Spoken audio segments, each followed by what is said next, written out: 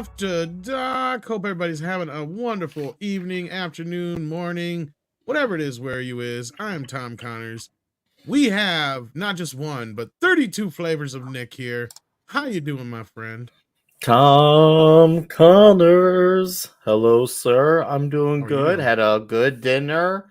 It's been a Good. very insanely busy week, but happy you be Awesome. here. Hail to the chat. Hail to the mods. Also, happier that we also have CC down below us. Let's get this show on the road. That's right. Back again. His first appearance in 12 months. It's Culture Casino. I think that's true. It's totally true. And also joining us, Script Doctor, so he doesn't have a chance to answer. Hey, how's it going? What's You up? sound like you're like 10 miles away, buddy. Well, my system's been reset, so yeah. Oh, wow. Your voice sounds way different. Yeah. Weird. I'm just admiring my picture of Aaron Gray, my signed picture of Aaron Gray. So What signed picture of Aaron Gray? this one. Wait a minute. Let me make it bigger. And bigging it. Big. Okay, you're back in the Cool Kids Club for like 5 minutes now. It says to culture.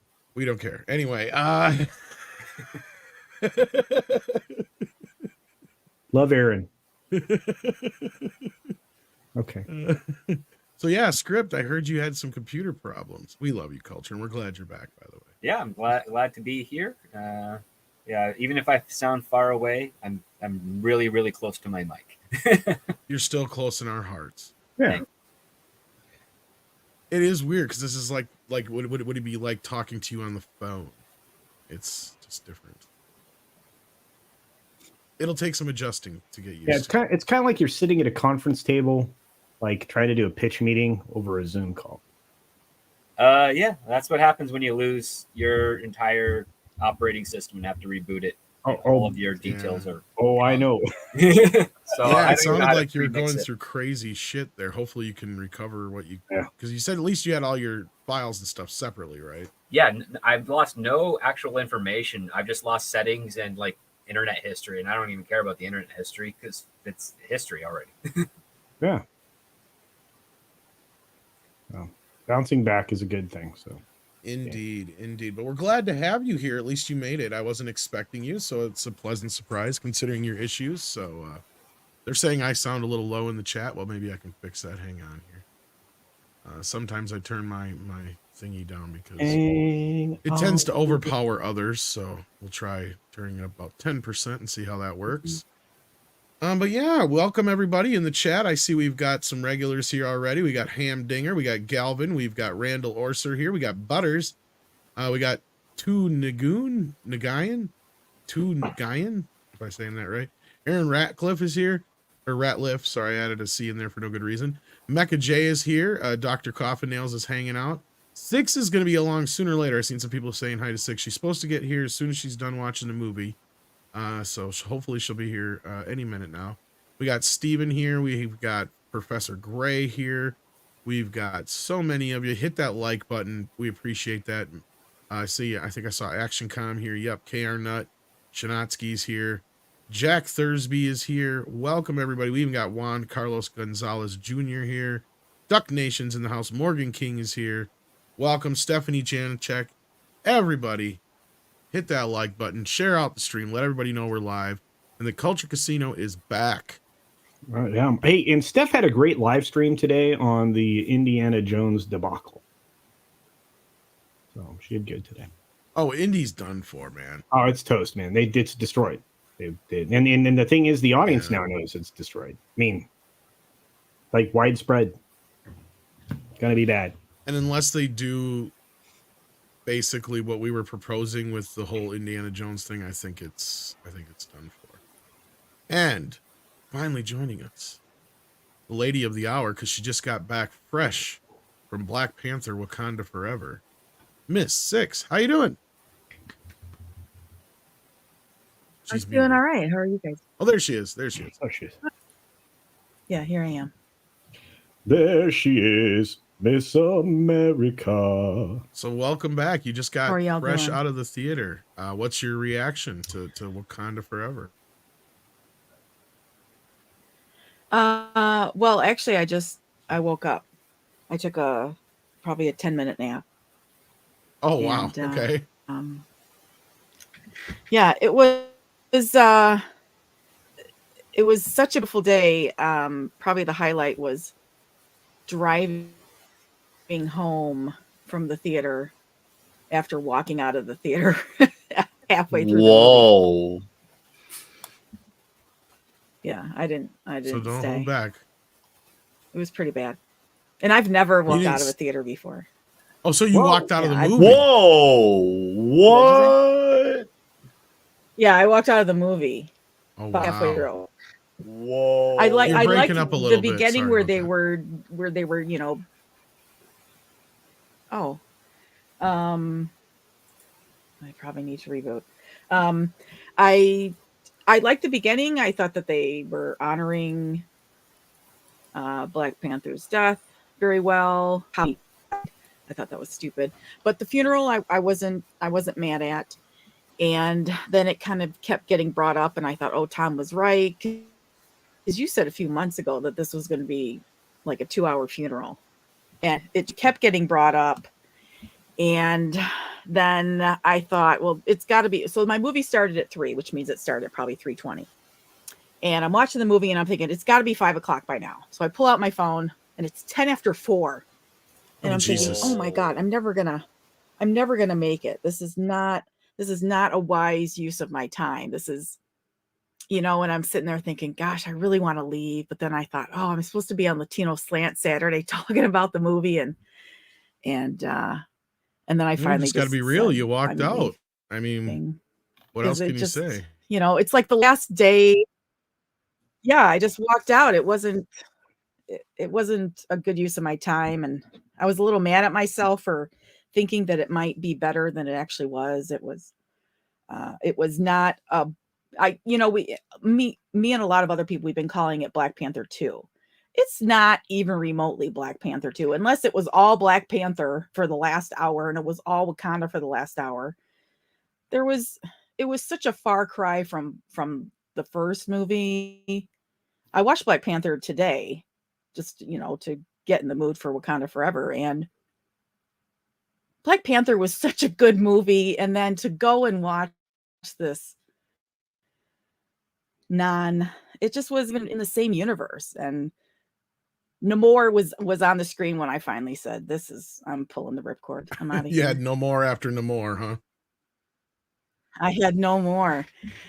You said no moss. It was no a moss waste of to no time. more. And now keep in mind, I was no moss. Yeah. Keep in mind, I was a fan of Thor: Love and Thunder, and I stuck around for that one. So to walk Yeah, out you of genuinely this one, liked that one. Yeah, sorry. yeah. Yeah, but I only saw Thor: Love and Thunder once. I didn't buy it. I've never watched it again. Like the further it gets in the past, the less I remember the things that I liked about the movie. So it was disappointing. It was not worth my time. I don't even care about the cost of the movie ticket. It was just I'm mad at myself for spending as much time in the theater. I should have left when I first had an inkling. When it was 4:10 and I thought it was after 5, that was the first moment I should have just stood up and walked out. But Yeah, that's kind of a red I had flag. Yeah, sorry. I Go had ahead, some bud. delicious curly fries sitting in the theater. Mm. Ooh. Now I'm curious about those fries. I'm a fat kid. I Yeah. like curly fries. Oh, I love curly Delicious. fries. Well, that's good. So, would you last like an hour and a half with the movie? It sounds like an hour. Probably and a half? about an hour. Yeah, about an hour and 20 minutes. And Mecca J super chat 6. Did you see other people leave this movie? I stopped in the restroom before I left, and there was a woman also in there. And she said something about what movie you're seeing. And I said, well, I just walked out of the middle of Wakanda Forever. And she said, oh, I'm in that movie too. And the only reason I'm staying is because of my brother. Ouch. So you weren't alone, technically. She would have ditched too. Ooh, yeah. that's And there not was good. actually, I noticed, because I checked the theater seats, I think yesterday, and there was maybe 25 seats sold. And then today I checked again to see how many people were going to be sitting around me. And half of them been refunded or changed. Really? Like there was only about 12 seats sold in the showing. So wouldn't half the that be people, I funny guess, if had this falls off a changed their mind. cliff? That'd be hilarious. Yeah. Sibling abuse, So exactly. did any of you guys seen it script? Nick, did you get the chance to watch it or no? Anybody? Oh God, no. I still have not to this day seen Love and Thunder, and I honestly, I say this as a bigger Thor fan than Black Panther. I probably would actually much rather watch Love and Thunder than to even consider watching Wakanda Forever, and I just have no desire. Like, even if you take out all the stigma of Phase 4 out of it, after seeing what looked to be a 3-hour funeral movie and the guy who poses as Namor, because that's all I'll ever call him, this movie just stinks of shit. It just stinks of shit from miles away. And I don't want to give my money nor my time even. I don't want to download it. I'm just not interested. My money nor my time even. I don't want to download it. I don't want to give my money nor my time. Oh wow, we're getting like an infinite loop from 6. Oh, okay, she's rebooting. Yeah, because she was having some issues there. She'll be back. Now, that said, I still think it's gonna get a decent amount of money this weekend. Not the first movie. I still think it's gonna probably do maybe around 175. Now, who knows? Maybe word of mouth could get around tonight, and then it might bring it back down. But I still think that there's still enough normies that are gonna want to see this just because they see Black Panther in the title. So You're but who probably knows? right. Maybe we'll be wrong. But I was go good. ahead. Did you? I was good. I got one more thought. So I watched what's his name's review. Can I mention other YouTube names? Or is that okay?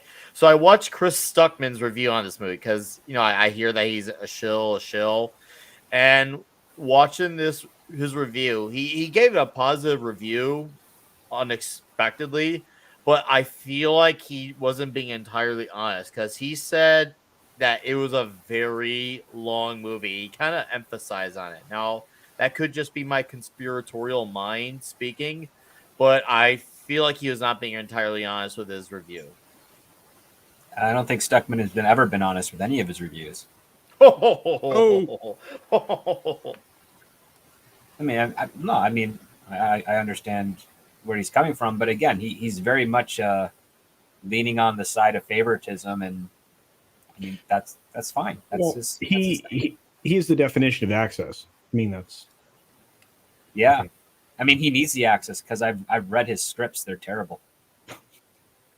Yeah, I keep trying, man. I hope he does something really good one day, but I hope he does too. I just I've seen his other videos, and I feel like it wasn't as obvious. But this video, I feel like it was very obvious. I mean, maybe you noticed a better script, or maybe I'm just catching on. But I feel like this one, it really stuck out that he was not feeling this movie, and you just felt like he needed to say it. Like, and Andre dunked on this motherfucker, big time. Yep. And I can't wait to start seeing the wave. I've only ever seen a handful of his reviews, and I was like, he is not someone I could take advice from on criticism. So, yeah, but Andre, I mean, our Andre is usually pretty. He's pretty fair in his reviewing, right? I mean, he usually doesn't go hardcore after a movie, but like I don't know if you caught his review script that he just dropped here a little bit ago.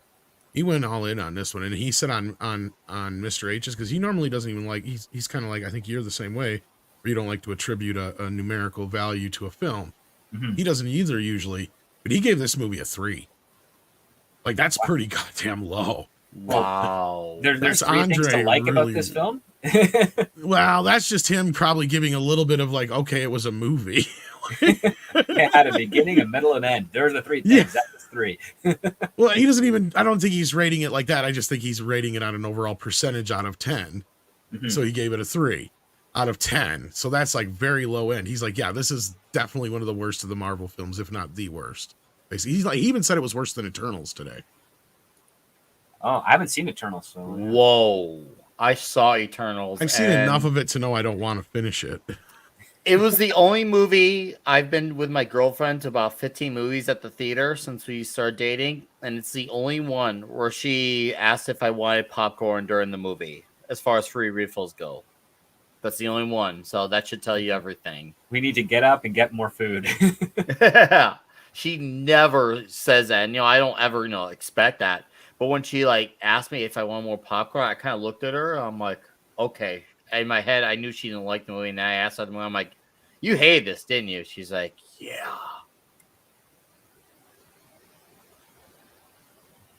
Indeed. And we have a new member and some other returning members and some other things we got to get to here. So let's get that out of the way. And we got a few super chats. So we got Undoubted, who is now a minimum effort puppy. So let's give them their minimum effort puppy video. Since Mikey's out there watching, this is his favorite one. So he likes this one. He always says he's hopefully going to be back next week. So we'll see. I told him even if he has to Bambino stream, which means lay there with his phone on his chest, I don't care if we got to listen to him breathe, as long as Mikey's here. Yeah, I mean, yeah. Then it might turn into a Mike snoring stream. You don't know. And, well, I don't care. And then we got Randall Orser, who's a new member at the maximum effort puppy level. We haven't done this one in a while. Let's do this one. All right. Oh, Journey. Look at Journey go. Maximum. Driving that boat. Maximum. Better than I could. That's right. All right. So I love when we get new members. Thank you for that. Edgy number 1 brings up that the John Wick 4 trailer drop looks interesting. Yeah, we're going to talk about that in a little bit here. In fact, maybe we'll start with that first. We'll see here. We'll see if Six has more to say about Wakanda and how long it takes her to get here before we're done with super chats. We'll play it by ear. But hopefully it's not too frustrating for her. She's dealing with the update right now, and she should be back shortly. So no rush, no hurries, no worries, Six. We know you're dealing with the pain of the update. I had to deal with that earlier. I luckily got it out of the way when it wasn't a problem. Gabe A says, everyone's late to the game. Indiana Jones franchise was dead with the last movie. Well, it was dead with The Last Crusade, to be honest with you. And I mean, we touched on this the last episode, and I mean, I think we were all pretty much in agreement. If you're going to do this, there's only one way to go forward. And at this point, we already kind of know what's going to happen. So we all don't really care. So, yeah. I maybe would have been slightly more interested if they had just recasted T'Challa's part and given a young actor who's ready to be his part and say, hey, we're gonna emphasize more on T'Challa's story more than we did in the first movie, because it was basically Killmonger's movie trying to make his motivations fine, which I like Michael B. Jordan's performance in the movie, but as far as his motivations, I don't get why people are like, oh, he has a point. I'm like, no, he doesn't. No, he doesn't. And people did not like hearing that one, but he didn't. He's kind of a baby with it, with his motivations. So yeah, so Six, you're back. Yay. Yay, hopefully I don't have any more audio delays. I really need a new laptop. So far, so good, I think. The bottom line. Yeah, but did you have any other final thoughts on Black Panther before we moved on? I just wanted to give you a chance just in case. It's a chick flick. There's a bunch of chicks running around. Nice action sequence with a car. I'm trying not to give too many spoilers, even though I know a lot of people probably don't care. So it wasn't to my liking. It didn't have anything to do with the first movie. Just disappointment. Thumbs down. I'll give it like a 4, 3.5, 4. Oh wow. All right, kids, there you go. So let's move on here with the super chats. Oh, go ahead. Yeah, it's gonna make Avatar 2 amazing. Well, that's a good segue into one of our top stories, actually. Truth, Hope, Love says, I just want to take this moment. Please support Klonoa. Klonoa. What's Klonoa? No. Cloaca? I have no idea. Well, supported, I guess. I have no idea what it is, but thank you. And then he says, anyway, what is the reality that's set in on Avatar 2? Well, we're going to get to that in real quick here. We just got a couple more super chats about the current topic, and then we'll get to that. Mexican Iron Man says, wait, Six walked out? I'm about to get in the car to make an 8:15 showing, but if it sucks this bad, I'm tempted to stay home and listen to Mead. 6, you know me, make the call. Oh, I say go. If you've seen the trailers and you think you might enjoy it, you know, and especially if you're a YouTuber, you're gonna be talking about this on multiple Well, live He that's already streams. bought Sure the he's- costume. He had bought the costume. He's got to put it Yeah. on. Oh, and that's go. right.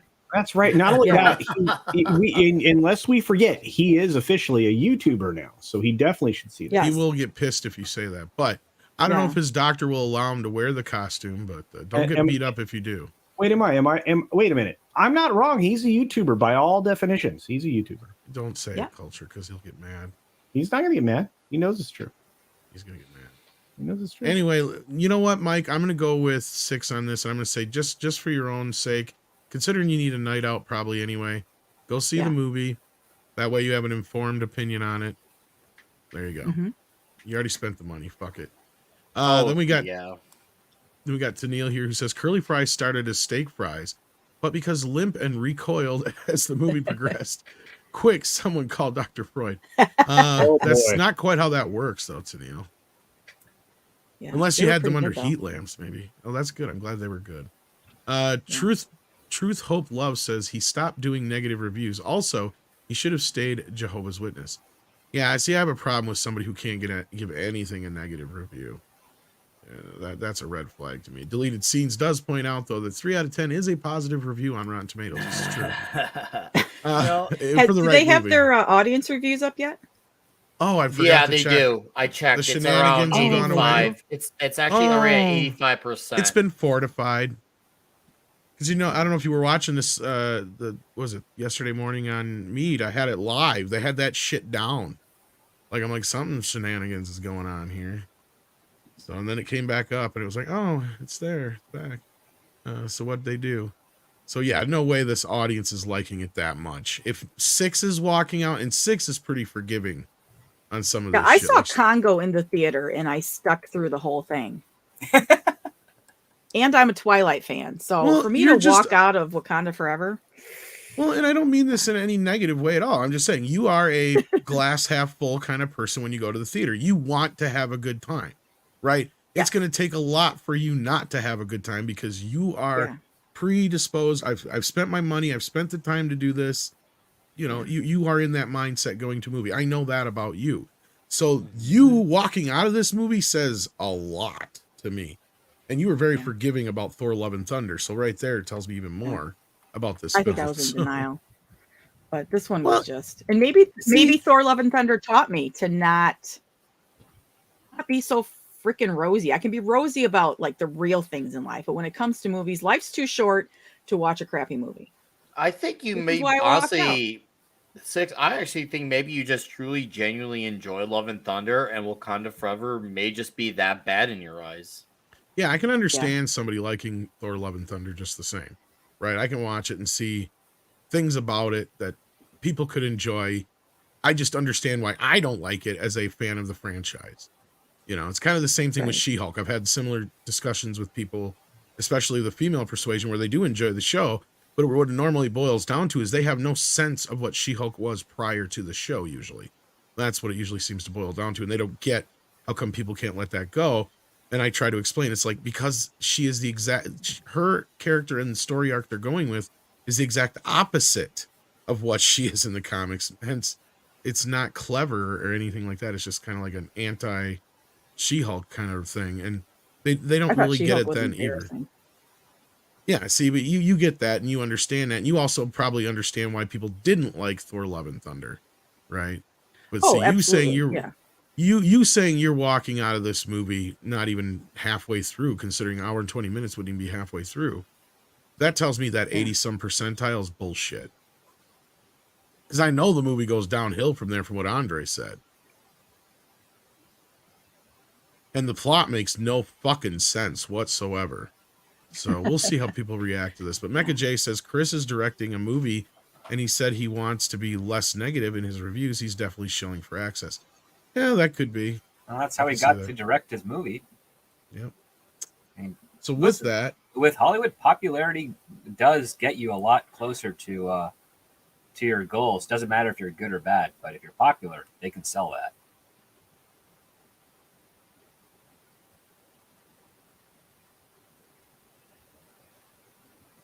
Speaking of,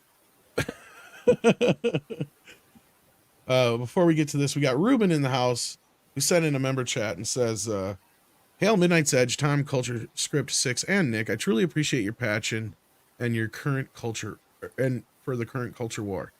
Then goes on to say, the fun and joy that you all have given me are the best medicine for my soul. Well, I'm glad to hear that, Ruben, and I hope you're doing well, my friend. And Toxic Man Flu, I see, sent us in a super chat too. Where'd it go? There it is. We got Toxie. No, I just never started. Says culture doesn't look a day over 70. I agree. Rough, bro. Day over 70. That's Is it rough. still your Nice. birthday week, Culture? It seems like you were Yeah. celebrating it for a week and a half or something. You know, that's pretty mean. My birthday was Monday, 6. I knew but it was a Monday, but I feel like it was last month Monday. Before we do jump on this, I'm gonna allow me to tickle Culture's ego for 5 seconds.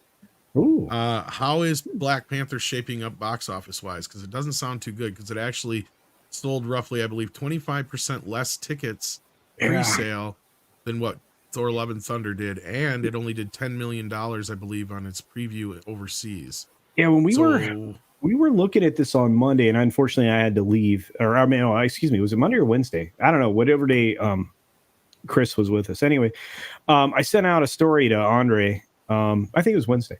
I sent out a story to Andre, and he mentioned that it is, as far as the pre-sales go, this thing is way behind Doctor Strange 2, but ahead of Thor: Love and Thunder. That's not a good place to be. Yeah, sorry. Yeah, it's not a good place to be. 25% behind Doctor Strange in pre-sales, and it didn't. You're right. I mean, it didn't necessarily have the world's best preview. I'm interested to see where we are with the numbers tomorrow after the US previews come in.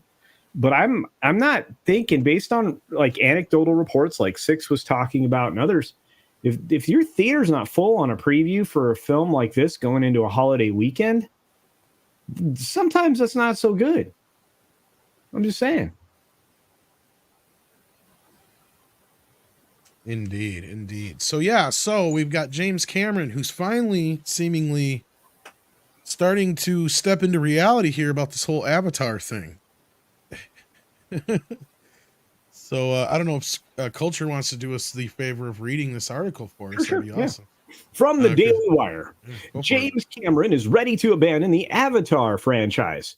How many people give a shit now? Good question. This is coming to you from. I sent you the link there in case you want to read it on your end. Yeah, this is coming to you from Amanda Harding. Yeah, I had this already pulled up on my end. Good. James Cameron hopes that fans are still interested in the Avatar franchise more than a decade since the last installment, but he said he's willing to accept if they aren't. The highly anticipated sequel, Avatar: The Way of Water, premieres in theaters on December 16th, a full 13 years after the original film's release. Cameron is hoping for another smash hit, seeing as how Avatar remains the highest grossing movie of all time, with an incredible $2.84 billion in revenue.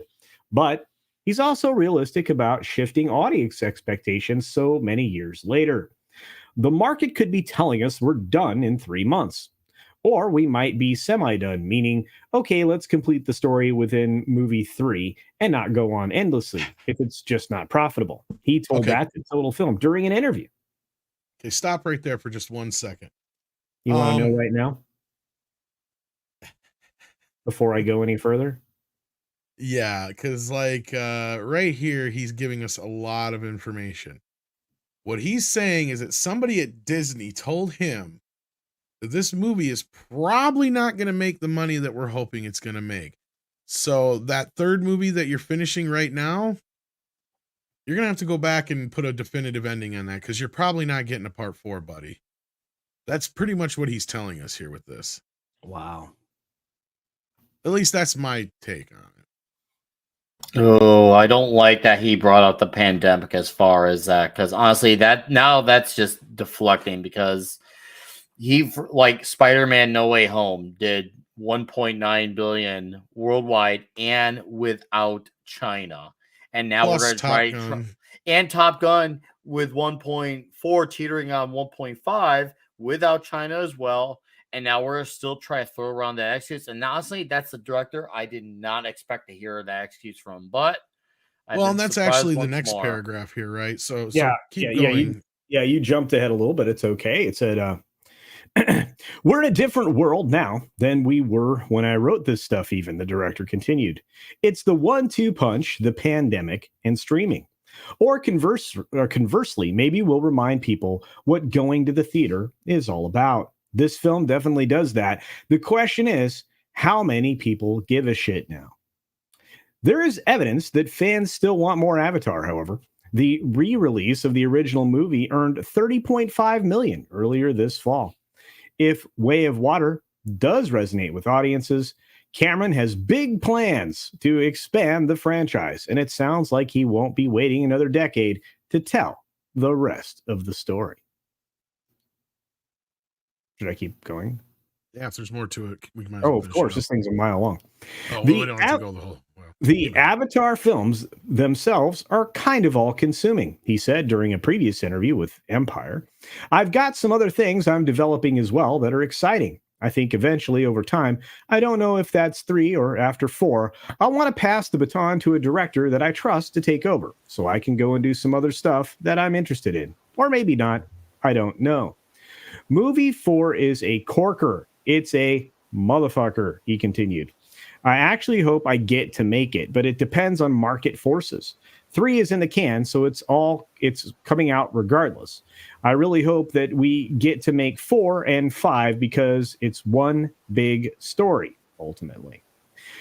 Cameron said he doesn't want to hear any criticism about the length of the latest movie. He says, I don't want anybody whining about the length when they sit and binge watch television for 8 hours, he told Empire. I can almost write this part of the review. The agonizingly long 3-hour movie.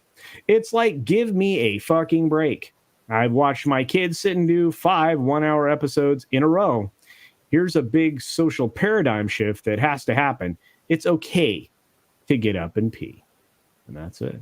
Yeah, but you can't pause a movie in the theater, James. Well, not only that, if he thinks it's okay to get up and leave your movie to go to the washroom, then clearly he doesn't care enough about what he's putting on screen for you to have to stay in your seat. And if that's the case, then you have stuff that you can cut, and if you have stuff you can cut, then your runtime can be lower. Simple Good point. Good point. Script. Yeah, that comment is not encouraging, and he once again, I didn't think I'd be in a day and age, like, even though I'm not a fan of Avatar, I'm not a fan of the Jack and Rose experience.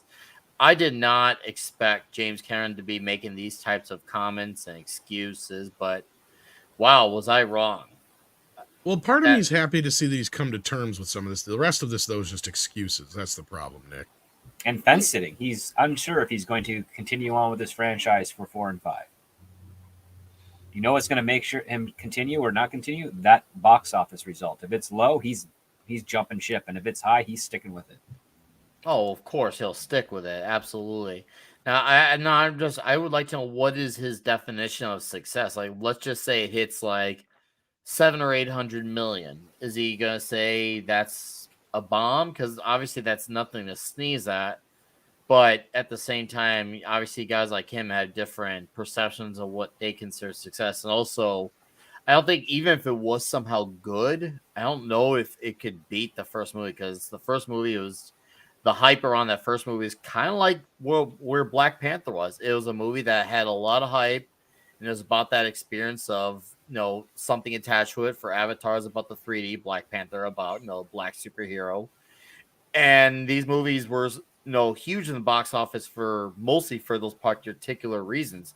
Now that you take all those out of the equation, what are they? And that's something you got to think about with Avatar when you take the spectacle out of it. What is it? It's something not many people talk about as far as rewatchability goes.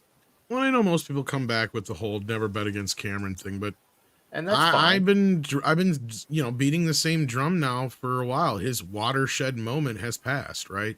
He has let this lie in the water for too long, and I'm going to keep throwing bad puns out there because that's how bad of an idea this is this late in the game. He even starting to realize it's a different world. Sure, you're right about that. That aspect is true, James. You can't get away with making a sequel 7 years after the fact like you did with Terminator now. It's not the same world it was back then. And Well, he you made haven't movies in between Terminator and Terminator 2. exactly, and that was my next point, Script, is that the other problem you have here is that for the better part of almost 2 decades now, he hasn't made a fucking movie.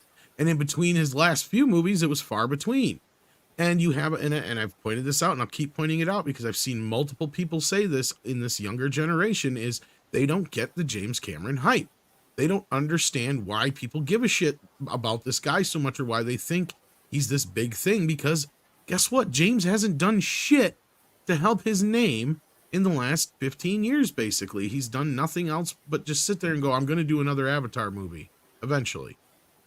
It's like, well, that's great, but what about in the meantime, James? You hadn't done nothing else but like executive produce a thing here and there, and that's about it.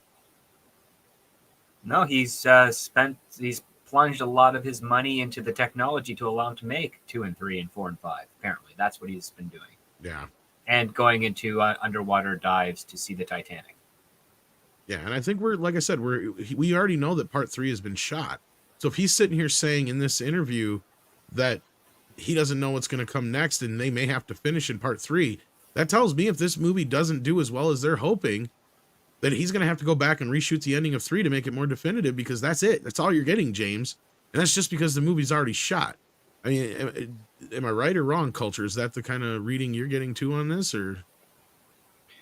Yeah, I mean, I'm there with you. I think that not only has he lost the will, but I think Disney may have lost the will behind these films.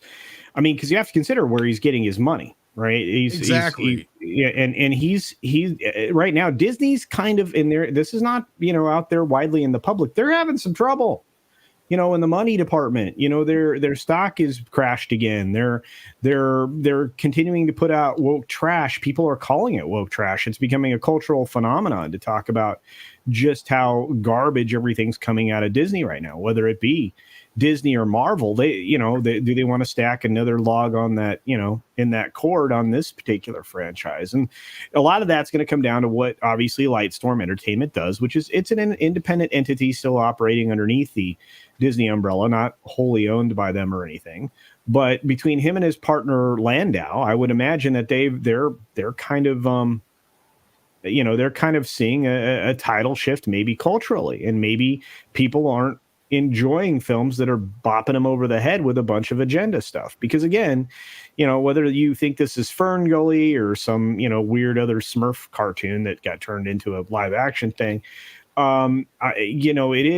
it's essentially, an environmental tale. And that's all it is. How many times can you tell that same story? I guess that's probably also maybe what James is confronting. But I think it's going to come down to money. If there's not enough money behind this, I don't think Disney's going to help write checks anymore. Script, what do you think? Do you think that's close to right or no? I know that Disney is the whole reason that they're backing and supporting this film is because they expect it to cross $1 billion like the first one. They don't care about the elapsed time. They'll argue Top Gun did it. Why can't we? Yeah. Well, no, but I'm saying overall, I mean, Disney wants to capitalize on this. Hell, they built a land with this guy in their theme park in Orlando. Yeah. Right. But my question was, do you think that Disney's going to want to stop writing checks for these films at a certain point? No, they can't. I mean, number one, James Cameron's reputation, regardless of how the current day audience is, he's still very influential in Hollywood. That's not going to go away, even if he ends up bombing with these next 2 Avatar films. He's still got a nice back catalog to say that he's still one of the main men in the industry. The other part too is that so long as Disney keeps writing checks and producing films, they're able to leverage off debt with that movie and with those movies, and then hopefully, I mean, ideally, they try to do it so they don't pay taxes on it. Even if the movies are poor, they're able to use them as commercial campaigns for Disneyland and Disney World. Right. So Well, and I think that's where he advantages that they could exploit for that, but it's still not a great business practice. But then again, Hollywood never has good business practices. Well, and I think you're right in the respect script that he's hedging himself with these comments, right? He's already kind of saying like, I may have to move on to something different after Avatar 3. I think you're right in the respect that they already know that no matter what, these movies are going to do what they're going to do. They just are probably going to underperform. So they're already kind of pre-preparing for that kind of inevitability. But at this point, as long as they make enough to at least sell the second and third movie, even if it is just to promote the damn Avatar world thing at Disneyland, whatever, at that point, Cameron, it sounds like to me, he's already kind of ready to mentally move on from this, from what it sounds like. He should be, because Yeah. directors, even artistic ones, they get tired with the same content after a couple of years that they're of the film that they're making. They just, that's why it's an abandoned as opposed to nurtured and set off. Like you abandon your love of film and art just to get it out there so people watch it. If you stick with it as long as James Cameron has, it's probably going to become resentful of it eventually. Well, I think he just was given a reality check as well from somebody higher up at Disney, because you go back and listen to his, his responses and his, sound bites from the last couple months up until now, all of a sudden, because now he's actually saying this is weird, because it's like before this, he was mostly just like talking all kinds of smack, and he knew it was going to be this, that, and the other. And he did say a few of these things like the time length thing. But other than that, this is the first time I've heard him say about, I don't know how many people really give a shit, and I might be moving on past this. Before this, he was saying, oh, no, I got plans for 4, 5, 6, and a television series, and and, he was all in.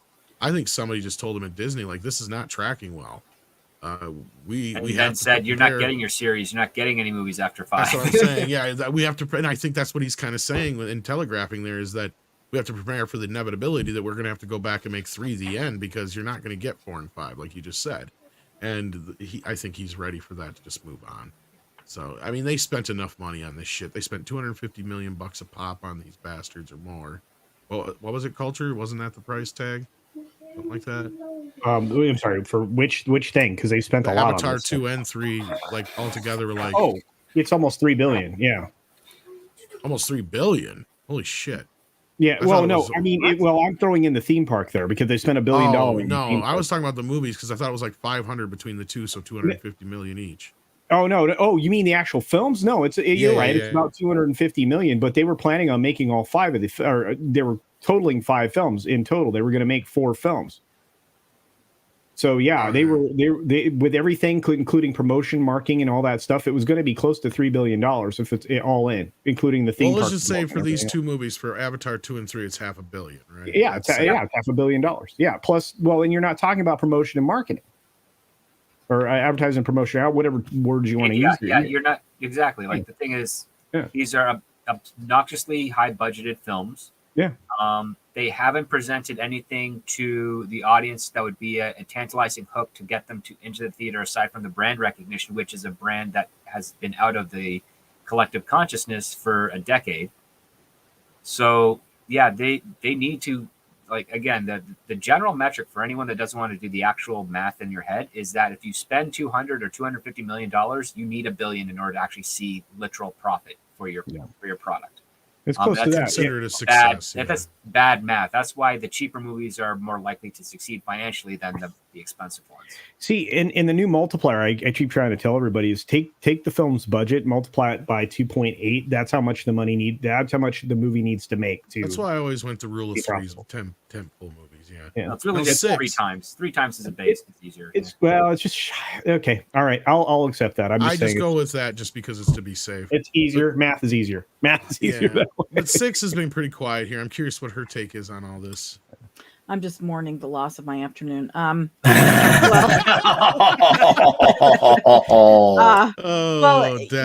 you think, or is this completely unrealistic, that when he was filming 2 and 3, would he have shot scenes that would make it easy to wrap up the series in case it wasn't, he didn't get the green light for 4 and 5?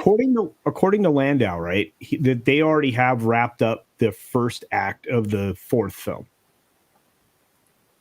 What that means, I don't know, but that's what he's on the record saying. But what I'm saying is, in case Avatar 2 bombs, is it possible?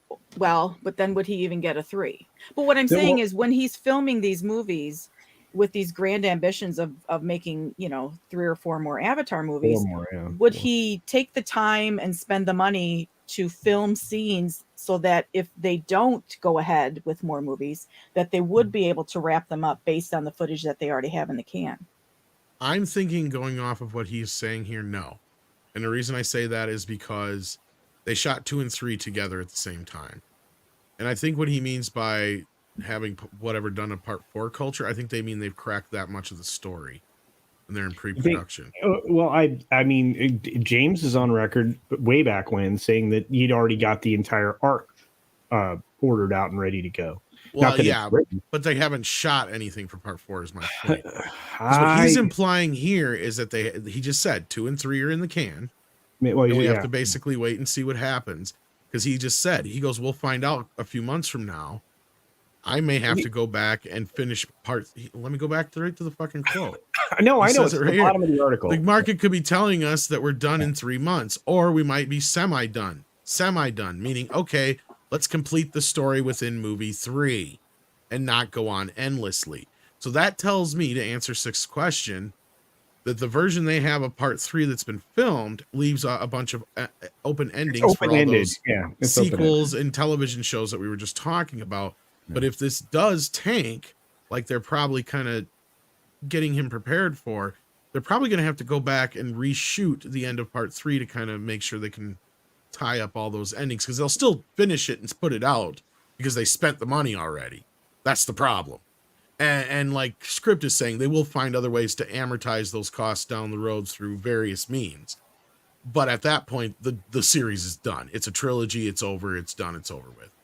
And I think that's, to answer your question, the best way, unless anybody else has another version of it. I got no other version, and it makes me wonder, considering that the market for this movie, like, there's not too much as far as competition goes in December. But which do you think is going to make more money, Wakanda Forever or Avatar 2? I think that would be a good question for the chat to answer by a poll. Well, I could do that as a poll, but I think it's good that you bring that up, Nick, because that was the other thing I was going to point out is, look, we don't know. This movie could be huge, right? I mean, I've been kind of jumping to the conclusion it's not going to be that big. It might be, because it might not have a bunch of woke in it. It might just be fun and entertaining, and who gives a shit if it's just a rehash of the first movie. I mean, it still might be that good to where it does Top Gun numbers. I could be completely fucking wrong. It doesn't look like it's going to. I'm a huge Avatar fan. I love that movie. I never saw it in the theater. I was never interested in this new great looking technology. And there is nothing about any of the footage that I've seen for Avatar 2 that makes me excited. Am I going to go see it? Yes, I am going to go see it in the theater, in a regular digital theater. But I'm not, I feel like been there, done that. And I've never seen Fern Gully, so I've never understood that reference, how people say that this movie's already It has very close similarities to the Fern Gully movie and Dances with Wolves. And a science fiction novel that's 45, 60 years old. Yeah. So in that respect, like, again, I could be wrong, but I too, at this point, have been one of those who's been beating that drum, like I said to begin with, that this is not going to do what everybody thinks, especially James Cameron, is going to do. And now he's kind of coming around to that idea that I think this movie is going to end up only doing about $600-800 million. It might get lucky and break that billion, but it's just going to barely break that billion. And then I think Disney's going to look at that and go, the odds of Wakanda, Jesus Christ, Avatar 3 doing $1 billion are slim to none now. So yeah, I think at that point they'll have to just kind of sit back and go, well, what do we do here? And they'll decide within a couple months after the movie comes out. It sounds like is what James is saying to me. You wrote Black Panther for Black Panther. On purpose. Okay. Oh man, that's funny.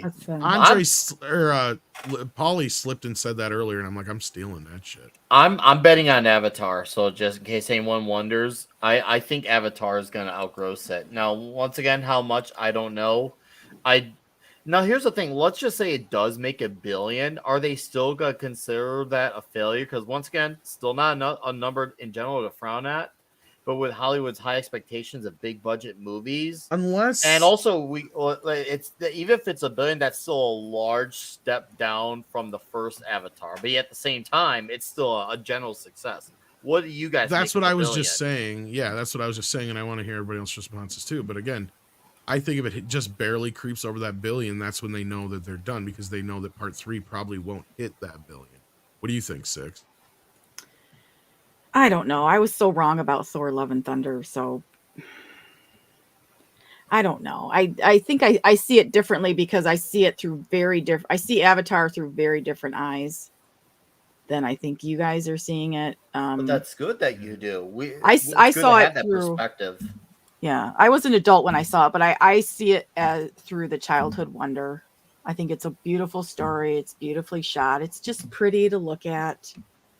So it's not pretty anymore. It's it's like a glitter necklace that's lost its shine now, because it just, I mean, I saw the trailer in the theater again today and I thought, there's Avatar.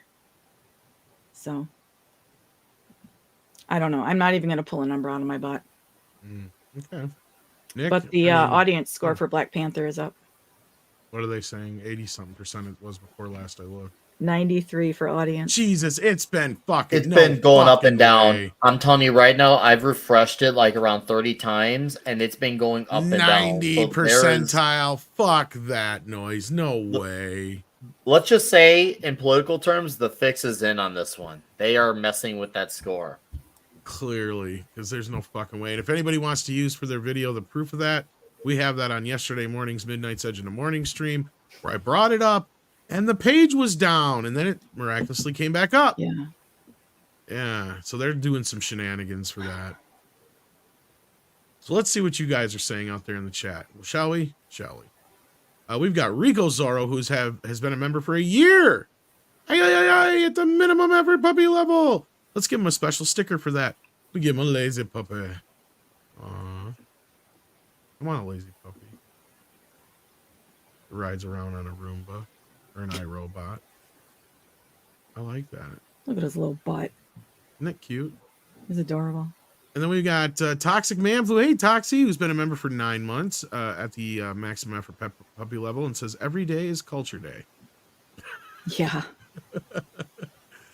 Truth Hope Love says he already filmed like 3 movies of the franchise, didn't he? Well, he shot 2 and 3 back to back. Back to back. And over the past 6 years, he's shot those movies. yeah. Dude, that water one had to take him forever. Well, he didn't even. I don't know. I haven't seen the water one to know how long it would actually have taken him. Truth, Took Hope, too and long Love. in general. So. Yeah. Also, as a question, I was thinking it'd be cool to make Nintendo biopic from its change from cards to toys to video games, ending to the beginning of the GameCube era. You think it could be good? Actually, it's funny you mentioned that. I think that could be a good idea, but I don't think you need to go that deep. You just basically make it about I can't remember the guy's name, but the descendant that decided to do just that, change it from the standard card company into video games. Just do that story. You don't have to do the whole thing. I don't know if script agrees with me or not, but I think that's the best place to really kind of keep it. You kind of I start don't know with enough about Nintendo to outline that. Okay, the short version is for nearly, I think, almost 100 years, it was a family-owned company where they basically did nothing but playing cards and game-related stuff, like board game type stuff. And then in the 70s, the next generation come in. I can't remember the guy's name. Somebody in the chat, I'm sure, will say it, and I wouldn't be able to pronounce it anyway. That's when he decided we need to kind of change the game. We need to get into other things. I think they got into pinball and other kind of machines first. And they got into the game watches and all that stuff, and that led into them getting into video gaming, which then led to the Nintendo Entertainment System, aka the Famicom, and that's where they became the modern Nintendo. I think you just basically need to tell that story, just the story of how he decided to go different from what his ancestors did into leading up to the success of Nintendo. Didn't Nintendo also start with actual arcade systems too? So converting that to the home market was the strategy. I think that's that same era is my point. Yeah. And I think they did start earlier at home on. first. Donkey Kong was a Nintendo game, right? Exactly. Yeah.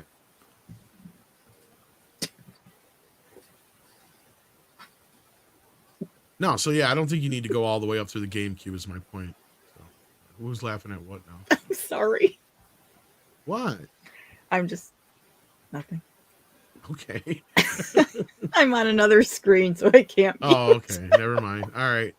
Well, people are asking about John Wick 4. We're going to get to that. Sith Holocron says, sure, expect me to take your movie seriously? LOL. Yeah. Truth Hope Love says he had to give Alita Battle Angel to Robert Rodriguez because he took so long with these Avatar movies. P.S. What company's not making woke trash? Well, the last question is a little too hard to answer right now. So Technically Sony. Technically Sony and Warner Brothers to a point, but we have yet to see. But as far as the Robert Rodriguez thing, I think that Alita was more his baby, and Cameron just helped him get it produced. Am I not wrong? Is that kind of? I remember Cameron announcing that he wanted to do Alita Battle. Oh, was Angel it really? For years. Oh, yeah. okay. Around the time he produced Dark Angel, the television series, he'd been wanting to try and get something up with that. So A I lot guess of people you're right. conflated those two properties together in the public, but he's like, no, they're separate. So I guess you're right. Truth, I did not know that. But that would probably be the reason is that, yeah, he was busy with Avatar at that time. He would have been in pre-production on 2 and 3 for Disney. That's why.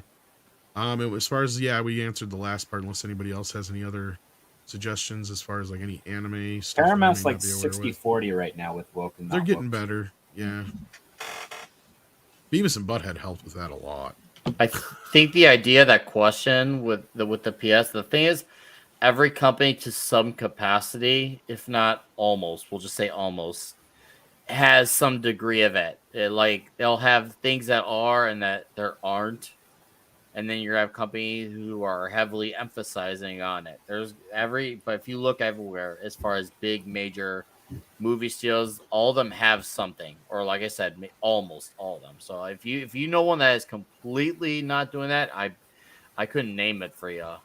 Or maybe I'm just ignorant. Well, and I've even warned everybody that it's not like the woke is going to go away at Warner Brothers either. They're just not going to use that as the driving force behind. Yeah, sure, they're not going to lead have, with that. They're not. Yeah, they're still going to have it. things that are going to appeal to all kinds of audiences. Don't get me wrong, but it's not going to be like Disney and Amazon have been, where it's the first thing that they worry about.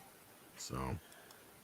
I agree. I think those are good answers. All right, so what else we got here? We got Big Boss SB who says, breaking news, James Cameron makes sequel to Titanic 25 years after the original. Cameron is looking forward to telling an invigorating story from the perspective of the iceberg. I'm going to get those sons of bitches. They killed my mother. They turned her into ice cubes. Taking them out. The Titanic's parent was an icebreaker ship, and it's finally... found out where it was coming from. Like Jaws. He wants revenge. Yep. This time it's personal. Nikki D says, if Chris Nolan directed a live-action TMNT movie, how would it turn out? Who would voice play the Turtles, April, and Splinter? Well, first of all, Nolan is one of the last people I would want near a TMNT movie. He would make it. The first half hour will be front-loaded exposition of Splinter telling a story, but it's voiced by Michael Caine. Michael Caine. Accurate. The turtles won't actually be turtles. They'll just be humans that disguise themselves as turtles because they've been cast out of society. Because it's not realistic to have mutant ninja turtles. Yep. Because no one's all about the pseudo-realism. No, yeah, they're just slightly deformed. You're right. Splinter will be slightly deformed. A human. Splinter will be a human. They're slightly deformed from a nuclear power plant that was improperly regulated off the coast of New York, Manhattan Island. Yeah, and their backs have gotten hard skin. So and the foot is really a corporation that made the power plant. And they're fighting them for green energy rights. Yeah, and there's time travel in there somewhere. Yeah. Just somewhere. And you can kind of have them look like turtle script. And April will be played by Marion Cotillard because he likes her. There you go. And you can kind of have them make it look like turtles. You just have it like the skin from the burns of the radiation makes like radiation their backs burns. They hard. lost their hair. So Yeah. they're bald. And their they're nose is melted now. into their face, so it looks like a beak. This is turning There you into a go, horror see? movie. Yeah, this is what he would do. Yeah, And as far as the voices, you'd have like Idris Elba as Splinter, or actually Michael Caine would just play Splinter. You're right. Idris Elba would play Leonardo would be Raphael. or Raphael. There you go. That works for me. Who cares? Well, And, one of them has to sound like Macho Man because that way Nick gets a job. That's Casey Jones. And then you also got to remember that what's his face? That would be a good Casey Jones voice. Not Topher Grace. Tom the other Hardy would probably be Michelangelo or Donatello. Cillian Murphy will be Shredder. Yes, Yep. but actually, He'll be what? small. Yeah, small. You know Shredder. what? Script flip flop. Idris is Leo, and you got Tom Hardy as Raph. Okay. Nope, there I you can go. actually see that. I can actually see Tom Hardy as. And then Raph. you have what's his face, little Twiggy boy from Third Rock from the Sun. He's going to be Joseph Donnie. Gordon-Levitt. Joseph Gordon-Levitt will be Donatello. Wow. Yeah. That'd be good. Yeah, with a director who will make a Ninja Turtles movie. All right, Nick, you smartass. That's a hell of a touche on that one. What a dick. We were having fun. And then I you was just like, too, but the thing is, He's not wrong. That voice cast would not be bad I if would you love actually that had cast. somebody who was making a fucking Ninja Turtles movie. but that's the thing. I actually like that cast. I'm being very genuine when I say I like that cast. But as far Sans as Michael Nolan's Caine as name, Splinter. That's got to go. Like, Yeah. yeah. Besides that, fine. But the thing is, it's not a bad casting. But the director of Chris Nolan and his Everything Rooted in Reality, bro, you get away from the Actually, TMNT. Cillian Murphy would be Krang. Or Cillian, however you say his Well, name. Ben, that means he'll be a step down from Gilbert Gottfried. well, yeah, well, I wish, yeah, Gilbert I Gottfried should have would be- been Krang in that movie. Hey, I just want to update the fact that Kate Winslet can hold her breath for 7 minutes. I didn't. Well, actually, that's good to know in case I ever run into her, I guess. Just like Well, that. Leonardo should have been on the door instead of her. True, but the only reason that we know that is because when they were doing the underwater motion capture for Avatar: The Way of the For Water. 7 minutes. Yep, she held her breath for 7 minutes. All that Yeah, practicing put to good use. That's right. You I'm not never even even quiet, have to man. film underwater in reality, though. That's the audition that she passed with James Cameron. How much you want to I'm bet? gonna go hide now. She went snorkeling, kids. Is there a dirty joke in there that I'm missing? Absolutely. Oh, There could have been yes, there lots of them, at least 10. Somebody in chat clue me in. Now this is L13. I think this is what this is. Am I reading that right? Sure. Well, Well, L is 13. 50. Louis the 13th. Oh, so 50. So that'd be what? 63? 63. 63. That little apostrophe would be. I don't know. I was gonna say Louis the 13th, but that's just me. We'll call him Louis, unless they have a problem with it. L13. L13. Okay. According to L13, it's Le L13. 13. Le 13. L13. Yeah, Okay. I feel like it's a new sneaker. But they were very nice and generous to send us $10. So just the same, I will read their super chat. It says, saw there was a town hall meeting regarding the outline of DC between James and Peter, Yep. including the commission of Universal Bible. Yes, there was. I tweeted Yep. that out.